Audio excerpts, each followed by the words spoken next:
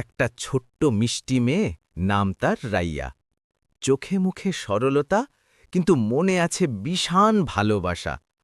সারাদিন কিছু খেতে না পেয়ে তার ছোট ভাইটা চুপচাপ বসেছিল। ঘরে খাবার নেই, মা বাবাও বাইরে। ভাইয়ের মুখটা দেখে রাইয়ার মন কেমন যেন ভেঙে গেল। ও চুপি চুপি বাইরে বেরিয়ে গেল। রাস্তার পাশে এক দোকানে টেবিলের ওপর লালচে একটা আপেল রাখা ছিল। ওর চোখ জুড়ে গেল সেই আপেলটা দেখে।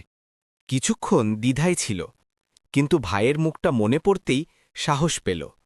ছোট্ট হাতে আপেলটা তুলে নিয়ে দ্রুত দৌড়ে বাড়ি ফিরে এলো। ভাইয়ের হাতে আপেলটা দিয়ে হাসি মুখে বলল, নিয়ে ভাই, তুই খা, আমি পরে খাব। ভাই আপেলটা খেতে খেতে হাসল, আর সেই হাসি দেখে রাইয়ার চোখে জল চলে এলো।